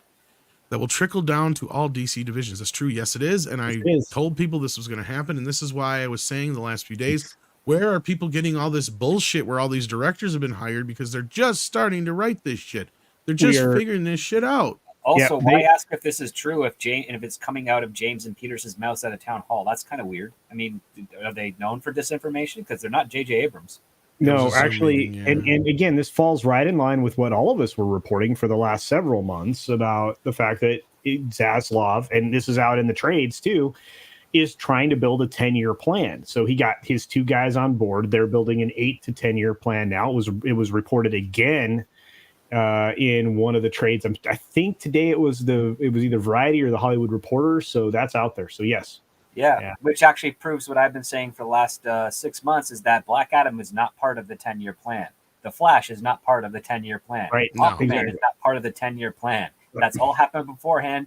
They'll try and fix it, but they're not coming up with that 10-year plan until those movies are out and the audience has spoken. Absolutely. Well, based on what Gunn said the other day on social media, I'd say he's already working on it. But just Well, that's what he's laying saying, out. yeah. He's laying out everything that's going to be presented to Zaslav, and it's either a go or a no or a or change. And that's where I've been saying is that nothing has been set in stone yet. No directors have been hired yet. It's just in the planning phases right now. Script is 100% correct. He is just sitting down and him and Peter are just starting to figure out story wise where this is going to go, and how this plan is going to play out. They've only got 4 years to for their part, and they hope they can continue. Technically, yeah, they have 4 years to start it. That's it. And if they're good in that 4 years, they'll get renewed and they'll continue it on. And if they're not good, they will be dropped so fast it'll make the whole industry's head spin. And I'm not trying to dump on. Has no problem doing that. Yeah, and I'm not trying to dump on Snyder fans, but there has been, if Snyder was coming back, they would have probably said something by now. But at this point, there's a plausibility he may direct a movie, but he is not going to have anything to do with the fucking planning. This is not the Snyderverse. In fact, if anything, just call it the Gunverse if you really want to put a name to it. Don't take it's away, the DCU. Just make it the DCU. Don't make the universe dependent on one creative, because that's how you got here in the first place. You make the universe, the brand is what speaks for itself, and everything else just gets to play in the sandbox. My issue is you've got a lot of people out there selling this false fucking hope about Snyder. That's it's fine, but let them do that, Tom, because honestly, I mean, I don't want to take anybody's hope away. You know, if they want to talk about it and they can hope for that, that's great. Here's the thing, Culture. There was a video interview that someone posted. I know I did. I used your line and on you. I'm on a roll today. There was a video showed out earlier today. Zack Snyder said that no one from the Warner Bros. Has contacted him about it. So I'm not saying that as someone who has his set, obviously negative opinions on him. I'm just saying he knows what's going on, but he says no one has contacted him. And I feel like either he's lying, which I don't think he is, because they're not like Marvel Studios, but I truly am actually going to believe him on that. Okay, look, I think he made some good casting choices. I think he made some bad casting choices, and I think hopefully we get to keep the good ones. But setting that aside and adding to what Script said, because he was on a roll here, we get into trouble when we focus all on one creative. That's what's happening at Marvel right now, right? Feige's the singular creative. You know, but yes, that's the perspective. It's not true, but in reality, it's a problem because then you lose out on amazing creative talents, not allowing them to flex their wings, which we know is a fact over at the MCU. You end up with them not being able to flex their creative abilities, and you get locked into stuff that, you know, locks you in further down the road into stuff that maybe isn't the best thing in the world. So I like the idea that maybe, you know, we get, oh my gosh, his name just fell out of my head. Favreau. Henry Cavill. Maybe we get Favreau to come over, move from MCU to do DC film. Maybe you get some creatives that wanted to be really powerful at in the MCU that actually are creative minds that were put under too many strangleholds or you get Joe Johnston. You get Johnston. Spielberg's probably going to get his Black Hawk movie because he's been wanting that for decades. But I will say this, because I think we already have an idea of what that meeting was all about the other day, or that lunch, because now Spielberg has talked about a few things. We whined about it today, man. Here's my take on what was going on. Because James Gunn just had his deal. They have not set shit in stone yet. Nobody's asking anybody to direct anything. This was a meeting to try and hopefully woo Nolan back to the studio, and B, apologize to Steven Spielberg for throwing everybody under the bus during the Killar situation. That's all it fucking was. Let's be real here. That's the only reason he's bringing it up now. And I was right about that, because I said, what is this about? It had less to do with bringing Spielberg back anywhere near the studio so much as they are trying to save Warner Brothers fucking bacon right now in the as far as how they're seen in Hollywood, because they are seen as very unfriendly to creatives, and canceling Batgirl and all that other shit did not fucking help that situation. I guarantee fucking. Well, they're probably trying to reconcile the last 2 years. I mean, the thing is, Warner Brothers, even after the last 2 years, I have not yet ever heard a creative, a writer, a producer, or anything that has said that they don't want to work for Warner Brothers because they foster creativity. I think what that meeting would probably be like, listen, the last 2 years was just to right the ship. We're still the studio that, you know, will foster you, will support you, will do whatever. We made, the previous regime made the mistake with Killar's axing up for certain things and day and date releases, but we had to go with the information we had. It was terrible. It's bad. In the future, we're not going to do that anymore. Not with Zaslav at the helm. And I think that's probably what they're going to go. But again, every time, and I've heard this for years, every time Spielberg gets to meet with Warner Brothers, whether he's doing whatever film he's getting financed with them anyways, he keeps on pitching, hey, when I finish this one, can I get my Black Hawk movie? That may have been why Safran was there. Probably. That's a plausibility, because I believe this was so. What I'm trying to say is, I think that Nolan's not going back to any DC films. No, probably not. But what he wanted is, he wanted Spielberg. Zaslav wanted Spielberg to see him apologize to Nolan, take responsibility for the situation, even though he had nothing to do with it. Hopefully, maybe plant that seed of a possible future. Also, so Spielberg could see that and then address that whole situation. Like, look, we're not doing that. We're not going to be this company that's known for, you know, in your eyes, throwing the filmmakers under the bus with the streaming thing, because that's what he was talking about. That's what he brought up again this week. And to me, that tells me that's probably what that meeting was all about. Because otherwise, why the fuck is he bringing it up now? Like, it makes no sense, because that tells me that, because that's the thing that they have to save face on, this whole, like, we're going day and date with streaming thing. And they lost a lot of, like, support throughout the industry on that. And that was one of the things that I thought Klar made a bit too of a brash move on. I agreed on some of the plays, but I'm like, you're kind of cutting internet. When he started doing it with Dune and Godzilla, I'm like, wait a minute here, you're cutting yourself, you know, way too thin here on this, and you're gonna fuck this up. Well, he was predicting that the theaters would still be empty because of the pandemic. Like, that's the thing, right? He's trying to say, okay, if we can't get more than 25% of our audience in a theater screening it on the day, and we want them to watch it, maybe we can make up the cost with, you know, HBO Max subscriptions. He was 50% right in that. Like, they did get a boost, but it did not equate to the numbers that would have happened had it been a normal theatrical release without any, you know, stupid restrictions and whatnot. It's basically like this: Wonder Woman 84, good call. Godzilla versus Kong, bad call. Yeah. Right. That's kind of what I'm saying here, is at that point you should have addressed the situation as per movie. Putting Space Jam 2 on there, probably a good fucking call, because the movie wasn't going to make shit in the box office.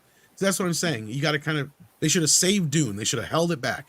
They knew it was going to be a little bit before they were going to get too underway either way, so they should have held that off. I guarantee you it would have done better that summer, but we don't know. One thing we do know for sure is that we can almost guarantee Godzilla versus Kong could have killed it at the box office had they not put it on HBO Max, because that motherfucker made $500 million. It made more money than the last movie in the midst of the height of the pandemic bullshit.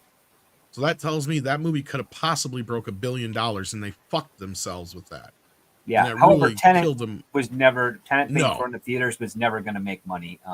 Well, they should have held it back, even if it was. Told Nolan, edit this like properly.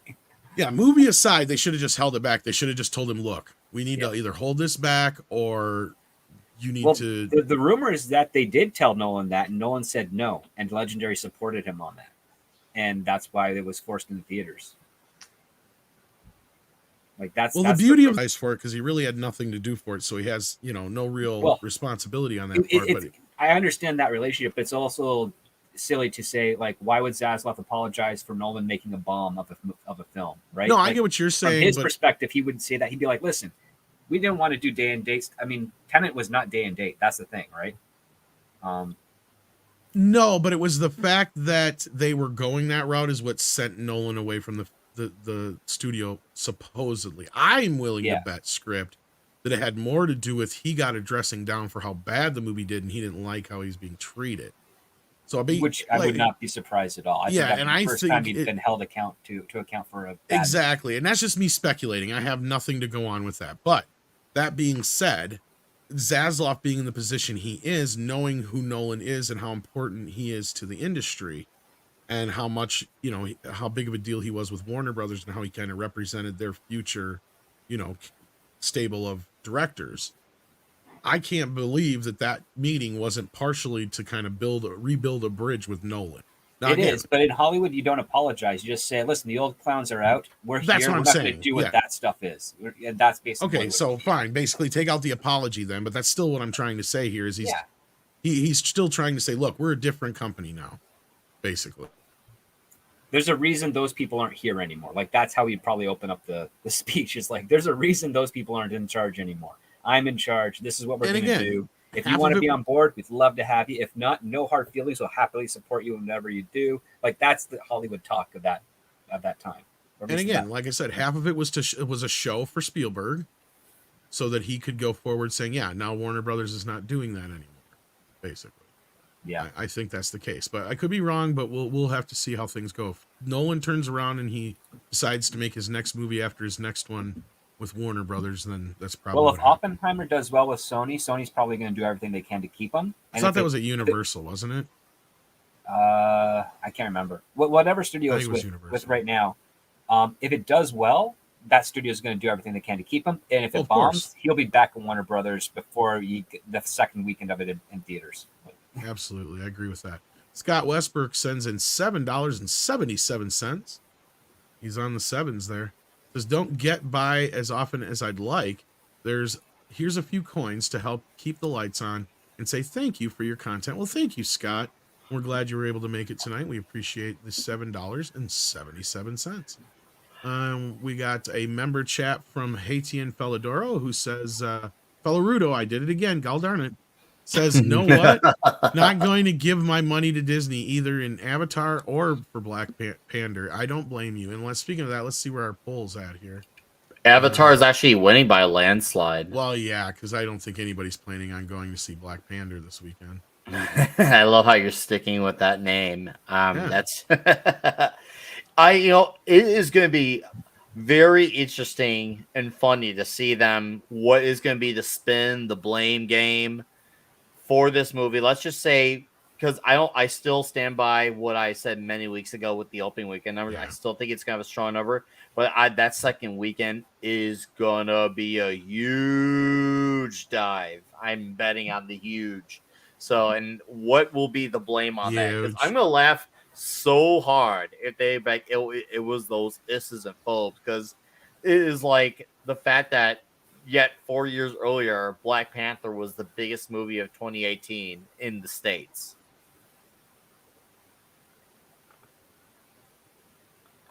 And people will buy it too. That's the They're sad going to part. find People this still thing. buy The that beauty argument. the beauty is, Nick, they didn't get behind those TikTokers who were saying white people don't go see this movie. Right? So they That's got that true. on their side. So first of all, they'll still be able to throw the istophobe thing out there right away at us. But I think they'll probably go more along the lines of the misogynistic route, because I think they're going to have to combat a bunch of black men who are going to have a big, huge issue with this movie. That's true. You're right. This time, So the that's easier true. route The will race be to card go, won't be all that. these people who are against it are misogynistic, so then at least they can blanket those thought, black Tom. men who are like making a big stink about it too. Good There's thought. a lot of crying women in it too.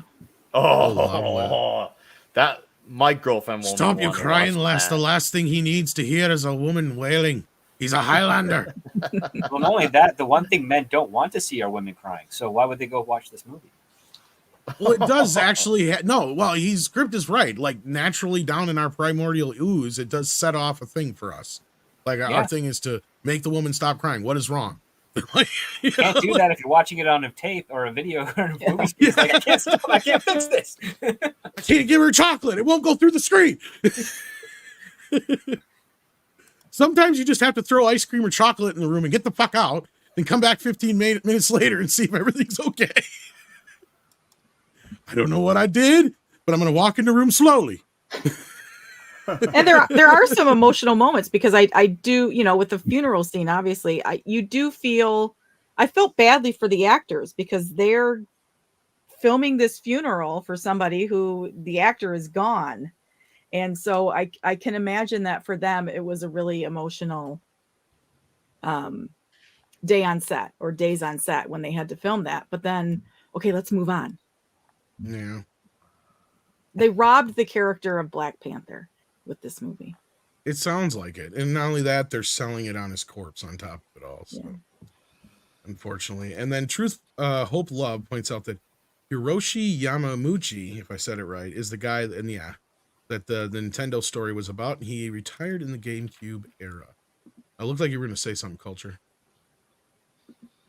It was funny at the time, and now it's gone. Sorry, buddy. Well, All right. Anyway, because I Maybe know we'll you laugh and at you instead of with you. I knew you and Nick got to head out. So if you got something to say, say it. Yeah, Nick and I have to go. We have to go. But yeah, no, I'll hold on to you as long as I want. Okay. Ooh. Wow. Never gonna No, give you up. Never gonna please. let you down. Never gonna run around and Tell me desert you. more. Oh. Never gonna, Never gonna make give, you never gonna give. cry, never gonna Since say YouTube got rid of the goodbye. thumbs down thing, the rickrolling has increased dramatically because you can't Well- figure out if the video's a rickroll or not. We, Never gonna give, never we, gonna give. we got enough dudes on the panel to do a bonersaurus. Bonersaurus. What's that? You know what I'm talking about, Tom. Oh, you know what? That's mean. Whip it out. Let's see. That's 6, I don't know. You're gonna have to look that one up. Tiger Valley 62. Yeah, I'm not gonna tell you what that is. 7 sends in 70 South African rands. Thank you for that. Says I'm of the 1% that actually liked the first Avatar. Oh That no! Are you said, kidding me? I have A lot of no people interest like in them. watching the sequel. Tom's right; it's been too long, and James failed to keep people like me on board for the long term. Now, okay, so you know what James's answer to that is, and script correct me if I'm wrong, but he says that he couldn't do it because underwater capture Yeah. couldn't be done yet. He had to wait for the technology to catch up. Yeah, and yet at the same time, they were doing underwater stuff. Peter Jackson was Wong? doing had already figured out the new way to do underwater stuff without having to put actors actually underwater. And get them It's shooting it dry for wet. And Yeah. and you know what? Cameron's been aware of that technology. You know how we He know just he's doesn't like aware of it. that? Yeah. Yeah, he doesn't like it. We know he's been aware of that technology because there's actually a line in an episode of Entourage where they're filming the fake version of Aquaman with the chick that I thought was talented at one. What's her name? Mandy something or another. Mandy Moore. Is that right? Oh, the singer, right? Yeah. Anyway, so that was supposed to be Aqua Girl or some shit. Anyway, but that in the episode of Avatar, there's actually a dialogue line in there that I could probably recite line for line. It was when the main character there was talking to Cameron about he was going to quit because he'd had a previous relationship with the Mandy Moore character and asked her to marry him. So Vinny anyway. Chase. Yeah, Vinny Chase. That's right. Yeah. So, but no, I Entourage is one of those shows I watch so much that I probably can like pull out different aspects. But anyway, he knew the technology existed. You Said could so. plow the show. You know what? I'm going. I got stuff to do. Anyway. Bye, Felicia. All right. Bye, See you later, Felicia. culture. I love you, Tom. I love you. Script. I just want to give you a big old hug and then like steal some of your syrup. Whoa. He just wants your syrup. He just wants your syrup, baby.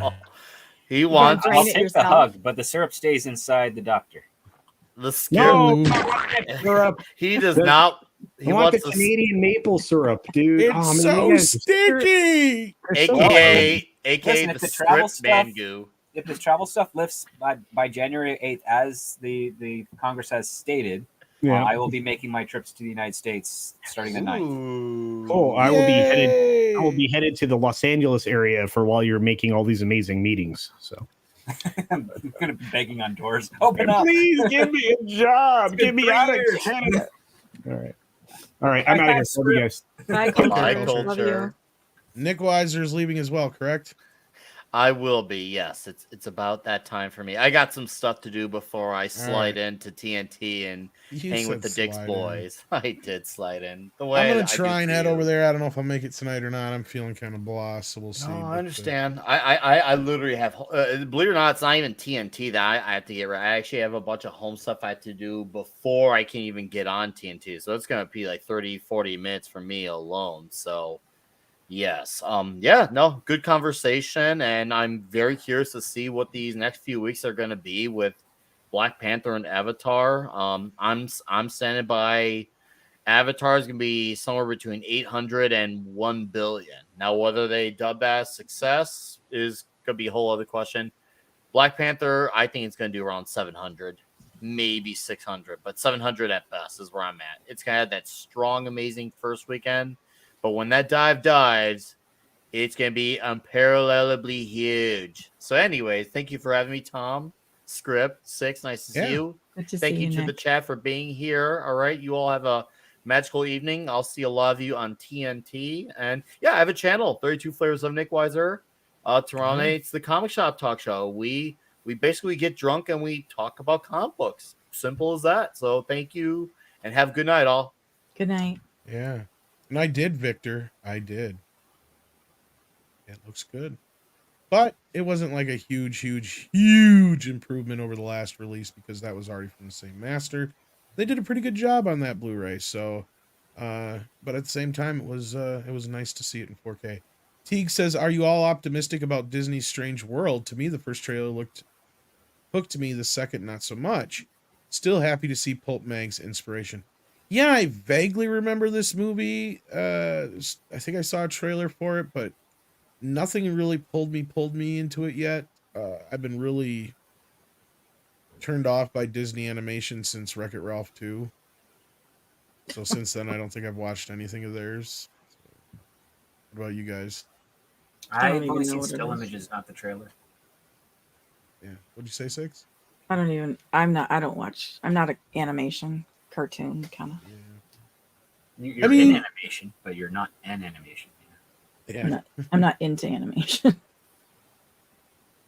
I'm not I don't have any bad, I'm just kids, thrown so- that way. Well, that doesn't necessarily matter, but no, like I if it wasn't for the fact that they just kind of lost it with Lasseter leaving or being booted out, whatever you want to call it. Since then, I've had very little patience for their animation, but I love the classic stuff. Maybe I'll give this one a shot. I don't think I've seen the second trailer, or maybe that's the only one I've seen. Maybe that's why I'm kind of meh about it. I don't know. Maybe after the show, or if I think about it again, I'll go check out a trailer for it. We'll see. Oh, you know what? Now I just pulled up the trailer on my phone. This You did kinda look kind remember of. it? This did look kind of cute. That's what I'm saying. Like I kind of vaguely remember it, but it's one of those that I'm like I'm trying to stretch to remember the trailer. So there you go. Then we got Big Boss SB who says, "FYI, check out Brian Seeker's channel for an amazing fan casting for TMNT." I'm not not familiar with Brian, but maybe I'll have to check that out. Joey says, with a very generous $25, thank you, Joey. Who wants to watch A Funeral Forever? Love Must Die. Oh, I love the the Highlander reference there. That's awesome. That's awesome. Did we ever do Highlander for an A-rated B movie yet? Script? It's not on the list of what we've done that you sent me, so I don't think so. But that's a great one. We got to do Highlander. Write it down, Tom. Highlander is too good a movie for its silly premise. It's just Right? yeah. I watched it again last night, and I'm just like, God, this fucking movie. And I've watched that movie. Well, you 5 watched it in times. 4K, and I'm sure that the love scene between him and Rachel looked fantastic in that. Well, the thing is like I said, surprisingly, Lionsgate did such a great job with that last release they did of it, that this upgrade was not like a huge leap.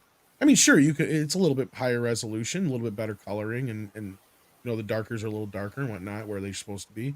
Looks great, looks amazing, looks like it's supposed to, but it's kind of like we've reached an end of a line now. You know what I mean? Like, this is it. This is the last bit of it.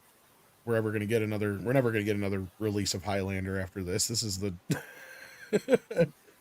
you know, so like I'm happy to have it. I watched it. I grinned afterwards. I know the US version comes out in a month, but it'll be the same exact thing. So I'm not worried about that part of it, but no, I love that movie, and watch it at least 2-3 times a year. So I just watched it again recently when we had Andre watch it not too long ago, because he had never seen it before, believe it or not. Really, that's totally a movie up his alley. I know, that's what we said. We're like, dude, you've got to watch it. And he watched it, and I think he enjoyed it from what I remember. We talked a little bit about it. Yeah, the series wasn't too bad. Had a huge Oh, I female love fan that base. show. Huge female fan base. Duncan McLeod of the Cl- Sound funny. Where you come from? What? Action Com says, who started this modern trend in trailers where they sing a song in segments very slowly? Script. Where did that start? I know it's been a thing now. The very first inclination that I remember seeing it was for the Watchmen trailer. I was gonna say, was it The Watchmen? Because it's been like a Zack Snyder thing, and then everybody kind of adopted it. It seemed like. Yeah, because it feels highbrow. That's why. It's like, oh, this is art. So we're going to take a famous song. We're going to change the pacing of it, make it sound dour. I was really happy that Marvel didn't do that for the first few years. When Disney bought it, then it started making I was trailers trying like to that. think if Kill Bill did.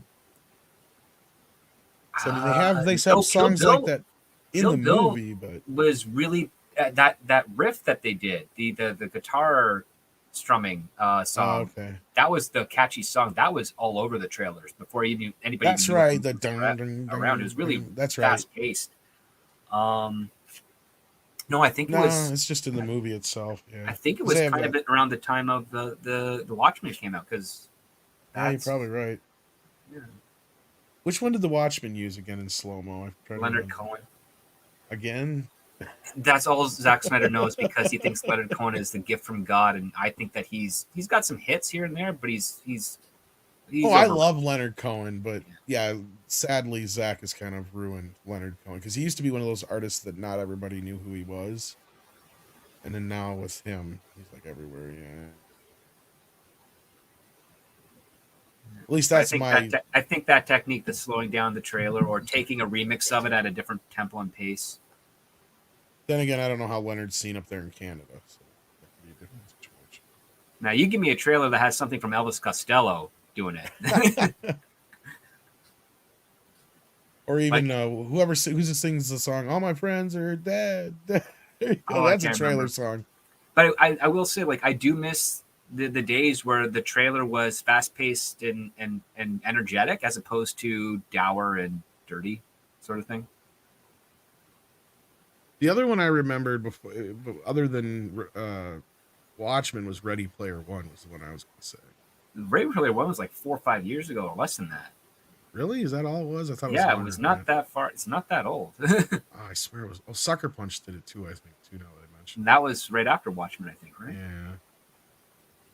Yeah. I thought Ready Player One was also older than 300 that. had the slow music, and Oh, did but it? I mean, yeah, it did. Yeah, I for don't the remember. trailer, like they really slowed it down when he kicks the guy into the pit. Like that was the trailer shot.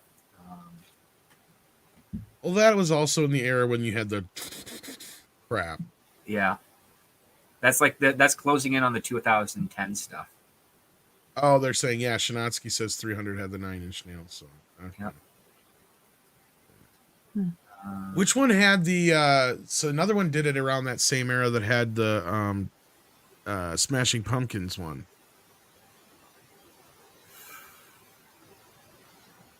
Despite all my rage, but they slowed it down.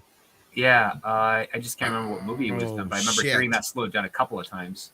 Yeah, I know it was at least one or two. Yeah, wasn't it one of the Hellboy ones or something like that? No, not Hellboy. No, Hellboy didn't have any of that. Shit, what am I thinking of?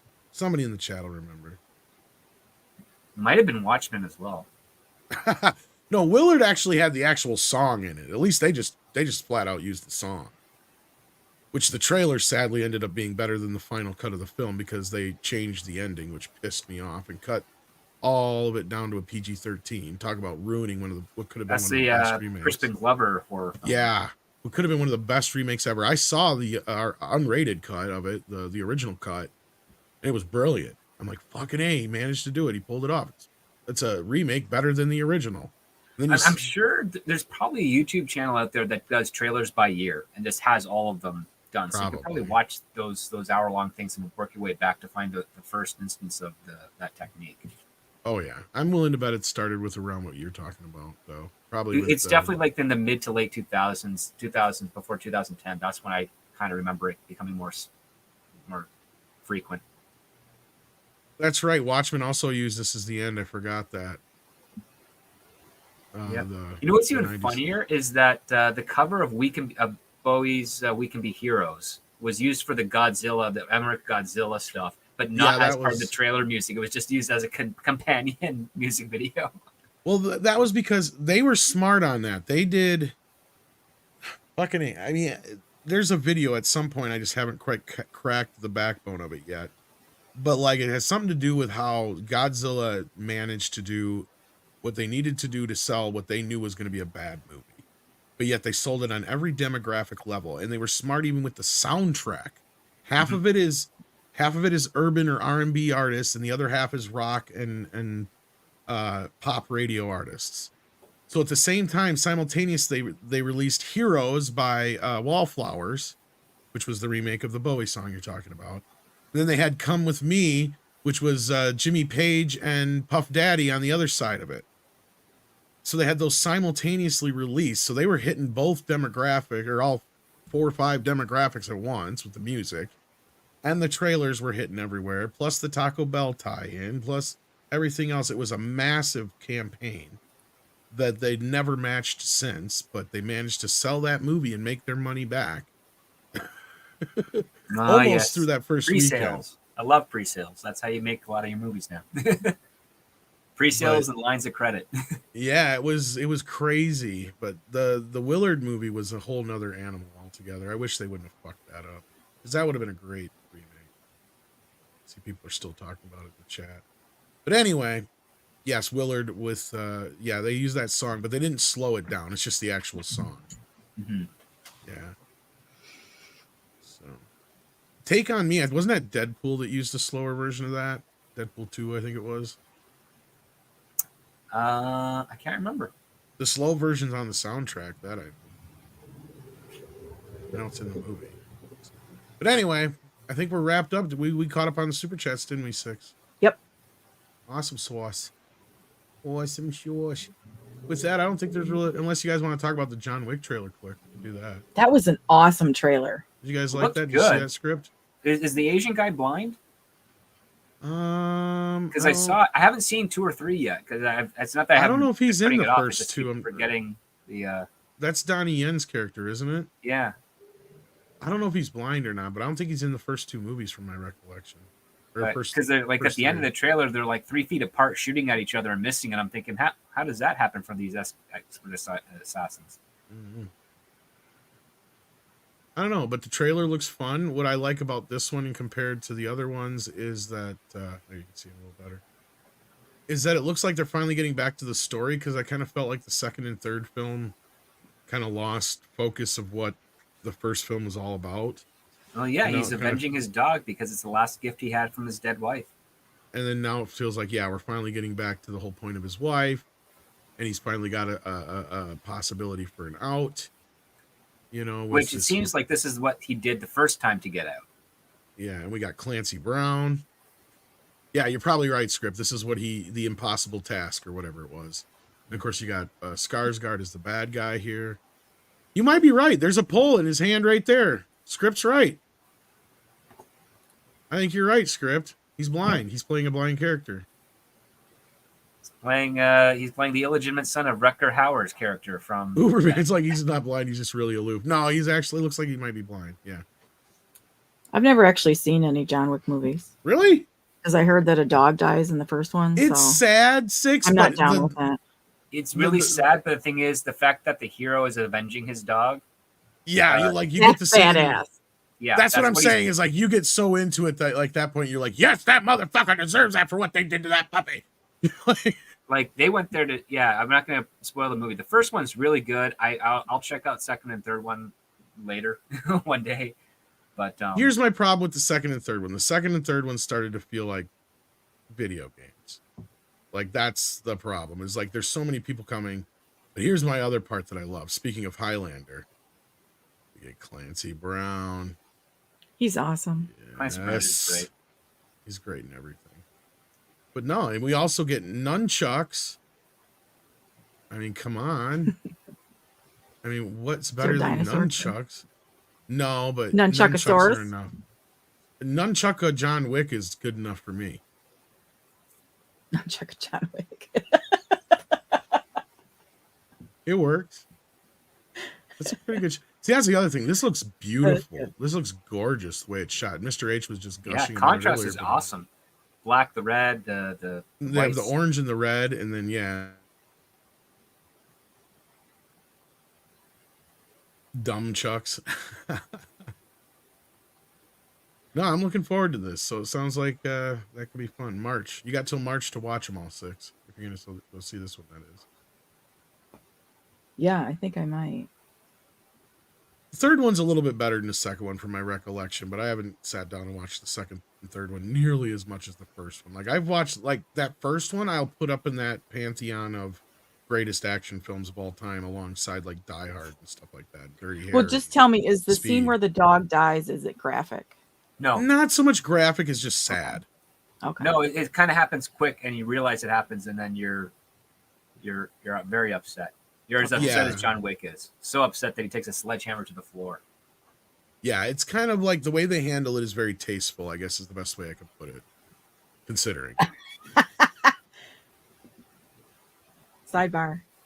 Oh, we got Mikey. Update live feed from inside Wakanda. Doo-doo-doo-doo-doo-doo-doo-doo. I'm bored out of my skull. This movie is woke garbage, and my only Slurpee is keeping me here. Oh, you got free refills, hopefully. Are you in the outfit though, Mike? I don't know if he wore the outfit. I don't know if he probably used the doctor's excuse to get out of it. Plus, I kind of thought better of it afterwards. I'm like, Mikey's going to get his ass kicked if we send him in like that. We don't need that. I mean, even if he's got mad ass lightsaber skills, I mean, if they gang up on him, he might be done for. Action Com says, who cheats Father Time better, Keanu Reeves or Tom Cruise? Paul Rudd. Paul Rudd is a good answer. Yeah. Look, Tom Cruise physically is cheating Father Time, but I've seen enough photos of him recently where you can tell he's old. He's starting to show his age a little bit. You can tell he's at least 50, even though he's in his 60s. So And he's still Keanu- looking good. But yeah, when Keanu shaves, you can definitely see a little bit more of his age. like the beard is keeping him younger, which is weird because for men, beards kind of give us some more age to it. Yeah. Yeah. So Paul Rudd is the answer I would go with too. But of these two, considering Tom Cruise is probably 10 years older than Keanu, probably Tom Cruise. I guess in that respect. It's a good question though. I mean, Thank you, I actually. would say Tom Cruise is more physically fit than Keanu Reeves, 100%. But I bet you Keanu would beat him in a fight. Who would you rather have dinner with? Keanu Reeves.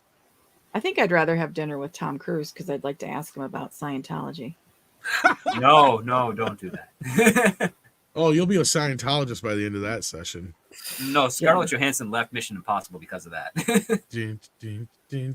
I find that fascinating. If I can find any documentary on that church, You know I'll what watch the it. woke times have done is have made Scientology not as crazy as it used to. Like they would hit you and beat you and punish you if you did some of the stuff that the wokes are doing in Scientology. Like I really, and not only that, like fucking Bill Maher's got a point. It seems to be working out pretty goddamn well for Tom Cruise. That's all I gotta say. And Will Smith up until he slapped a bitch. I mean, Chris Rock, but Chris Rock ain't much better. He didn't do nothing in return. So anyway, anyhow, let's see. We got another super chat that just flew in here, and I also saw Keto in the chat. How you doing, buddy? I thought Tom left Scientology. No, he's still there as far as I know. He just doesn't talk about it as much as he used to, I think. And Mecha J says, John Wick, dog lives matter. Yes, they do. Yes, they do. They mean a whole hell of a lot in the John Wick world. And with that, as Andre says, what do you guys say we get out of here? Because I didn't get to eat supper before the show. I'm starving. Oh, What you go gonna eat have, something Tom? and not Taco Bell. I've got Taco Bell in the fridge. I stopped at Taco Bell on the way home from the theater. See what she does it shit. No, it's Yeah, but probably I got a black bean Black crunch beans, wrap yeah. with no cheese and no sour cream. I could either make let's see, what do I got? I can either make a pizza or I can make manwich. Do you have any vegetables in the fridge? There might be some vegetables somewhere. Just potatoes count. They put like green thingies in the manwich. That kind of counts as You a vegetable. need Like chilies? vegetables to a degree, like to help your colon. Like, No, I do. I eat vegetables. I do like I like green beans. I like peas. I'm just not a cold veggie person. And salad. My salads are really lame. Like if you saw me eat a salad, you'd be like, "That's not even healthy, Tom." I'm like, "Fuck What's off, on eat your a salad?" Usually cheese, lettuce. That's the first thing he mentions. It's not a Most- salad. It's cheese. He's eating most a bowl of cheese on with top lettuce. of- Say lettuce It's cheese or with spinach. lettuce and salad dressing and croutons usually is what it is. If I do And a salad. chicken on the side. And if it happens to be like a tossed salad where they have like the little sticks of like carrots and stuff snuck in there, then they can get away with it with me once in a while. But Bacon bits. I'm not a big bacon bits fan, believe it or not. Once in a while, but you know, I just don't trust them in a lot of salad bars. So unless they're my own bacon bits, You don't trust them. oh fuck no. What does that even mean? Lord knows how long they've been there, and then the other times you can't tell what brand they are, if they're actual bacon bits or if they're junk. Oh my god. And I just That's yeah. where you draw the line with the bacon. I am very picky with my food, believe it or not. Oh, It's really funny. I'm like OCD with certain things. Okay. Like, Yeah. yeah, I can respect that. yeah. Like when I go out to eat, I'm very picky at where I go. So. Like you'll go to Taco Bell and McDonald's, but not Burger King. Is No, that- actually, I'd rather go to Burger King than I would McDonald's. Oh, okay. But, Burger King has amazing fries. well, I actually worked at a Burger King, so I know how the sausage is made. Action Com says 6. Would you drink a James Cameron smoothie? A recipe is available with a search. Lord knows I don't want to know what's in it. Nope. No. Googling nope, it now. Oh, of course she is. Yes, and Burger King is better than McDonald's, hands down. I like know it's Harvey's. beef. We have Harvey's here in Canada. It's great. Arby's, Harvey's. ARBY. Like Harvey's? HARVE. Oh, Harvey. HARVY. Yeah. Harvey's. I wonder what that's like. You can have anything you want on the hamburger. Like they make it in front of you. They cook it in front of you.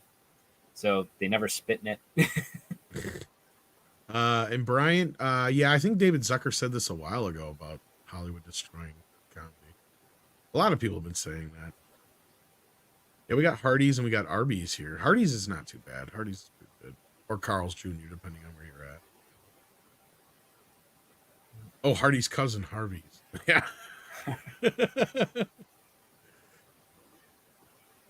Oh, heck yeah.